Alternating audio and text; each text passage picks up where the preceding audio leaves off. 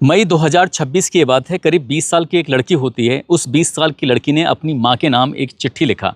लिखती है कि अम्मी अस्सलाम वालेकुम, आप अपना ख्याल रखना और मैं यहाँ से हमेशा हमेशा के लिए जा रही हूँ। मैं शमशेर से बहुत ज़्यादा प्यार करती हूँ, बाकी की ज़िंदगी उसी के साथ गुजारना चाहती हूँ और मुझे आप तलाश करने की कोशिश मत करना, मेरे आप पीछे आने की कोशिश मत करना। जैसे ही उसकी अम्मी ने ये चिट्ठी को पढ़ा, पढ़ने के बाद वो बहुत ज़्यादा परेशान हो जाती है। उस लड़की की 2 छोटी बहन होती हैं और 4 छोटे भाई होते हैं। वो सोचती है कि इन 6 बच्चों पर आखिरकार क्या असर पड़ेगा। कहीं ऐसा ना हो कि भविष्य में ये बच्चे भी कुछ ऐसा ही कदम उठा लें, या फिर इस बच्ची के बारे में जब सुनेंगे तो रिश्तेदार हमसे मुंह मोड़ लेंगे। उसने अपने पति से बातचीत करते हुए कहा कि अपनी बेटी को किसी भी सूरत में, किसी भी तरकीब से वापस लेके आ जाओ। जब बात वापस लेने की आती है तो उस लड़की के पिता ने सीधे शमशेर के पिता से बातचीत की और शमशेर के पिता से बातचीत करने के बाद वो कहते हैं कि साहब, हो सके तो हमारी बेटी को वापस कर दीजिए, या फिर एक काम कर लीजिए, जो बेटी तुम्हारे साथ गई है उस बेटी के साथ हम धूमधाम से शादी करना चाहते हैं, मिलकर रहना चाहते हैं, अगर तुम्हें कोई ऐतराज़ ना हो। जैसे ही उस लड़की के बाप ने, उसकी माँ ने गिड़गिड़ाते हुए अपनी ये वाली अर्जी अगर जाहिर की, तो उसके बाद लड़के के परिवार वाले भी इस बात को लेकर खुश हो जाते हैं। फिर एक तारीख तय होती है। तारीख होती है 1 जून 2026। दोनों ही परिवार आपस में मिलते हैं, रिश्तेदार मिलते हैं, आसपास के लोग मिलते हैं, और जब मिलते हैं तो फिर धूमधाम से निकाह हो जाता है। निकाह के बाद दुल्हन रुखसत हो जाती है, अपने घर चली जाती है और ये लड़की आराम से ठीक ठाक खुश रह रही थी। करीब करीब 40 दिन के आसपास का वक्त बीत जाता है, और जैसे 40 दिन का वक्त बीतता है तो पता चलता है कि लड़की एक बार फिर से लापता हो गई है, गायब हो गई है, भाग गई है। जैसे उसके भागने की पता उस लड़की के माँ और बाप को पता चलता है, वो खुद हैरानी में पड़ जाते हैं। अब उसकी चाहे ससुराल वाले हों या फिर मायके वाले हों, उसे हर जगह तलाश करना शुरू कर देते हैं। दरअसल वो भागी नहीं थी, बल्कि उसका कत्ल हो गया था। कत्ल के बाद उसकी लाश को छिपा दिया गया था। आखिरकार उस नई नवेली दुल्हन का कत्ल क्यों हुआ, उसके पीछे की कहानी क्या है, आज की इस कहानी के माध्यम से जानने और समझने की कोशिश करते हैं। आदाब, नमस्कार, सत श्री अकाल। मैं उस्मान सैफी। 11 जुलाई 2026 रात के लगभग 2 बजे के आसपास का वक्त हो रहा था। उत्तर प्रदेश के ज़िला सिद्धार्थनगर में जो मुख्यालय है, उस मुख्यालय से 40 किलोमीटर दूर गांव चक मझारी लगता है। चक मझारी जो कि थाना लगता है डुमरियागंज के अंतर्गत आता है। यहाँ का रहने वाला एक व्यक्ति जिसका नाम नीबर होता है। नीबर ने 1550 किलोमीटर दूर महाराष्ट्र के नासिक में संजू नगर एक जगह लगती है, वहाँ के रहने वाले मज़हर को एक कॉल किया। कॉल करने के बाद कहा कि साहब, मुझे बहुत ज़्यादा तकलीफ़ हो रही है, घबराहट हो रही है, मैं समझ नहीं पा रहा हूँ कि आखिरकार अपनी बात आपसे कैसे कहूँ। वो कहते हैं बिल्कुल परेशान होने की ज़रूरत नहीं है, आप हमारे समधी हैं और अगर हम आपकी बात नहीं सुनेंगे तो फिर कौन बात सुनेगा। लड़के वाले ने लड़की वाले को फ़ोन किया था और फ़ोन करने के बाद कहा कि जो दुल्हन है वो घर से गायब हो चुकी है, लापता हो चुकी है। घर में रखा हुआ जो पैसा था, जेवर था, वो भी गायब हो चुका है। आखिरकार वो लड़की कहाँ गई होगी, उसका नंबर भी बंद आ रहा है। हमने अपने घर में आसपास सब जगह उसे ढूंढ लिया, तलाश कर लिया, लेकिन उसका आता पता नहीं चल रहा है। आखिरकार करें तो क्या करें। जैसे ही समधी ने दूसरे समधी यानी कि मज़हर को फ़ोन किया, नीवर ने, उसके बाद मज़हर के परिवार वाले बहुत ज़्यादा परेशान हो जाते हैं, दुखी हो जाते हैं। उधर दूल्हा है, उसका बाप, उसका माँ, उसके भाई, वो रात भर उस लड़की को यानी कि दुल्हन को तलाश करने की कोशिश कर रहे हैं।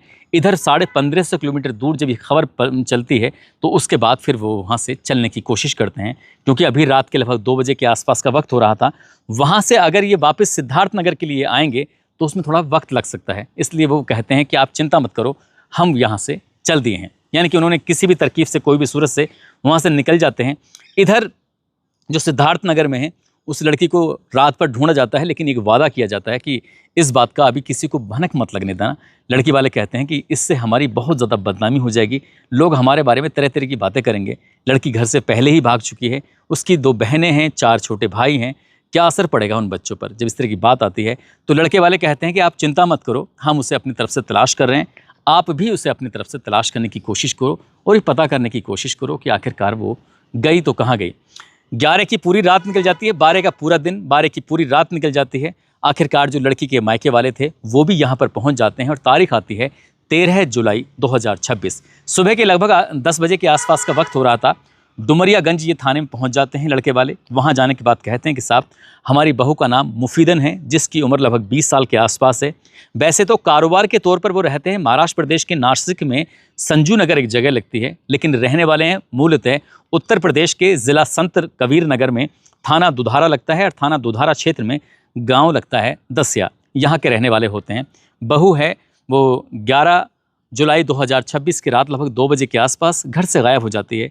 अपने साथ नकदी, ज्वेलरी, ये सामान लेके चली जाती है। आप उसे ढूंढ दीजिए, हमारी मदद कर दीजिए।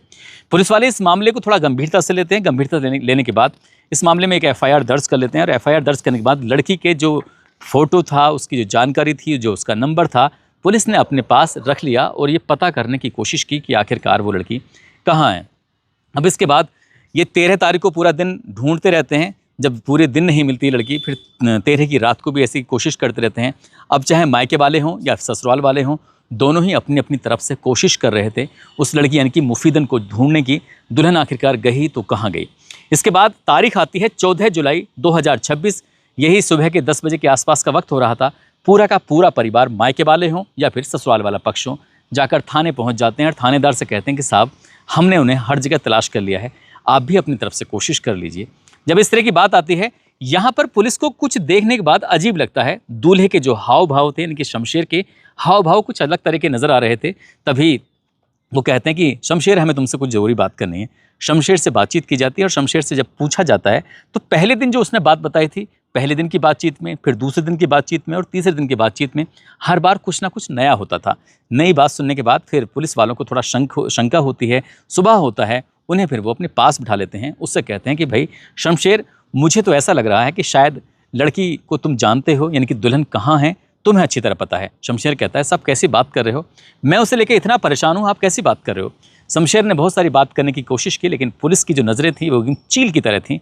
पुलिस पहचान जाती है कुछ ना कुछ तो गड़बड़ हुई है। हालांकि उस लड़की को बस स्टॉप पर, रेलवे स्टेशन पर या आसपास के रिश्तेदारों में हर जगह तलाश करने की कोशिश की जाती है, लेकिन नहीं मिल रही थी। अब पुलिस ने शमशेर से ही सख्ती से बातचीत करना शुरू कर दिया और जब शमशेर ने सख्ती से पुलिस की सामना किया तो उसके बाद फिर वो कहता कि साहब, जो दुल्हन है वो घर के अंदर ही है और मेरे ही कमरे में है। जैसे पुलिस वालों ने ये बात सुनी, उन्होंने कहा कि आप ऐसे कैसे बात कर रहे हैं, 3-4 दिन से वो घर के अंदर ही है। वो कहता है कि हाँ साहब, वो घर के अंदर ही है, आपको यकीन नहीं आता तो मेरे साथ चलिए। पुलिस वालों की पूरी टीम अब उस शमशेर को लेकर गांव पहुंच जाती है, उसके घर पहुंच जाती है। घर जाने के बाद उस लड़की के बारे में कहा जाता है कि वो कमरे में है। जब कमरे में जब देखने वाली बात आती है तो पुलिस वाले घर जाते हैं, कमरे को देखते हैं, लेकिन लड़की कहीं मिलती नहीं है। जब लड़की नहीं मिलती है तो शमशेर से फिर सख्ती से बातचीत की जाती है। कैसी बात कर रहे हो।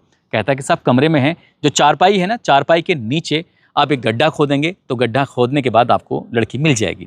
जब इस तरह की बात आती है तो पुलिस के भी पैरों तले ज़मीन खिसक जाती है, सन्न रह जाती है, सोचने पर मजबूर हो जाती है कि यही व्यक्ति थाने में गुमशुदगी की रिपोर्ट दर्ज कराने गया था और यही कह रहा है कि चारपाई के नीचे एक गड्ढा खोदेंगे तो दुल्हन इसके नीचे से निकल के बाहर आ जाएगी। फिर मजदूरों का इंतजाम किया जाता है और ये 14 जुलाई की बात है। उस गड्ढे को खोदा जाता है। जब गड्ढे की खुदाई की जाती है तो 6 फुट गहराई में जाकर आखिरकार लाश मिल जाती है, लेकिन लाश पूरी तरह से सड़ चुकी थी। उस लाश को देखने के बाद ऐसा लग रहा था जैसे क्या उसके साथ यातनाएं दी गई हों, उसे बहुत बुरी तरह से मारा गया है, पीटा गया है, उसके बाद उसकी हत्या कर दी गई है। पुलिस ने उस लाश को कब्जे में लिया और कब्जे में लेने के बाद उसको पोस्टमार्टम के लिए भेज दिया। वो पूरी तरह से सड़ चुकी थी और देखते ही खबर पूरे गांव में आग की तरह फैल जाती है। गांव के लोग आपस में बातचीत करना शुरू कर देते हैं। हमें पहले से ही शक था शमशेर ने ही उस लड़की को गायब किया होगा। हालांकि गांव के लोग पहले से ही इस बात को कह रहे थे, लेकिन दबी जुबान में कह रहे थे, खुलकर कोई बात करने को तैयार नहीं था। और ऐसा भी दावा किया जाता है कि मुखबिर के माध्यम से पुलिस के पास ये सूचना पहुंच गई थी कि आपको ये शमशेर से ही बातचीत करनी चाहिए कि मुफीदन आखिरकार कहाँ है। मुफीदन के बारे में पता चल जाता है, उसकी लाश कब्जे में मिल जाती है।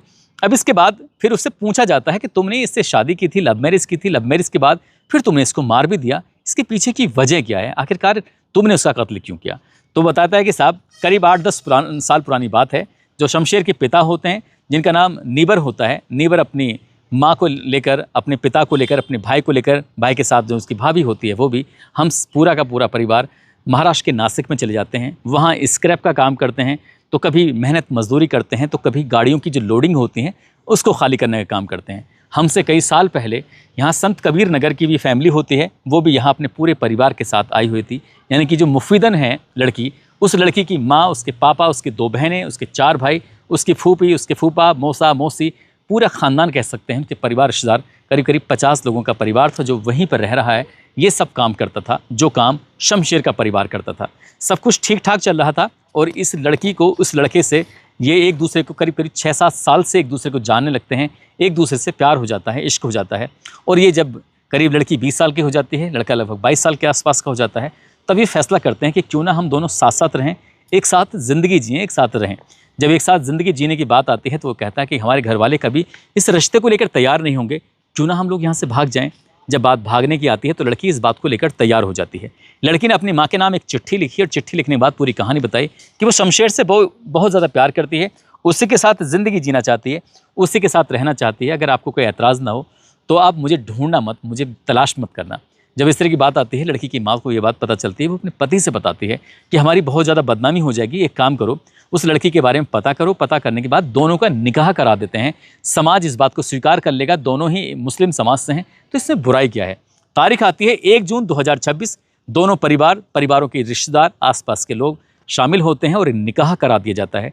धूमधाम से शादी हो जाती है। अभी तक जो इस बात को लेकर कई तरह के सवाल खड़े हुए थे, अब सभी पर चुप्पी सध जाती है। सबके सब इस रिश्ते को लेकर अपनी अपनी हरी झंडी दे देते हैं, मंजूरी दे देते हैं। ये ठीक ठाक रह रहे थे। शादी को करीब 15 दिन का समय बीत जाता है। एक दिन ये जो शमशेर होता है, शमशेर अचानक ही घर के अंदर प्रवेश करता है। मुफीदन जो होती है फ़ोन पर किसी से बातचीत कर रही थी। शमशेर ने पूछा, तुम किससे बात कर रही हो? बड़े हंस के बात कर रही हो। इसी बीच में मुफीदन कहती है, किसी से बात नहीं कर रही। वो फ़ोन को छुपा कर रखने की कोशिश कर रही थी। शमशेर को शक होने लगता है कि किसी लड़के से बातचीत कर रही है। इसी बीच में शमशेर ने उस लड़की से फ़ोन छीनने की कोशिश की, लेकिन फ़ोन मिलता नहीं है और यहीं से इनके बीच में झगड़े की शुरुआत हो जाती है। यानी कि जो 15 दिन में ही इनकी मोहब्बत, इनका इश्क, जीने मरने की सारी कस्में टूट जाती हैं, सब खत्म हो जाता है। और यहाँ से आपस में ये एक दूसरे के साथ ऐसा व्यवहार करने लगते हैं जैसे कि न जाने कब के दुश्मन हो, कट्टर दुश्मन हो। अब ऐसा कोई मौका नहीं होता था, ऐसी कोई बात नहीं होती थी जब छोटी छोटी बातों को लेकर मियाँ और बीवी में झगड़ा नहीं होता था। झगड़े की जब सीमा बढ़ती चली जाती है, बात यहाँ तक पहुँच जाती है कि अब शमशेर अपनी ही उस मुफीदन को कभी भी किसी न किसी बात पर पीट दिया करता था, उसे मारा करता था। और वक्त आगे बढ़ रहा था, हर दिन कुछ ना कुछ ऐसे चलता रहता है। 15 दिन शादी को हुए थे और 15 दिन अब लड़ाई झगड़े को शुरू हो जाते हैं। इसी तरह से वक्त आगे बढ़ रहा था और तारीख आ जाती है 11 जुलाई 2026।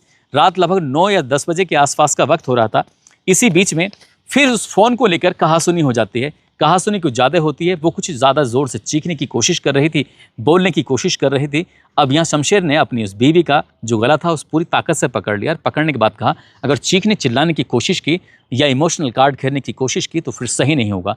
वो भी चीखने की कोशिश कर रही थी। यहाँ पर जो शमशेर होता है वो भारी पड़ जाता है। उसने उसका गला कुछ इस कदर पकड़ा कि उस लड़की का बिल्कुल जो मुंह था उसे बंद करने की कोशिश की, उसे शांत करने की कोशिश की।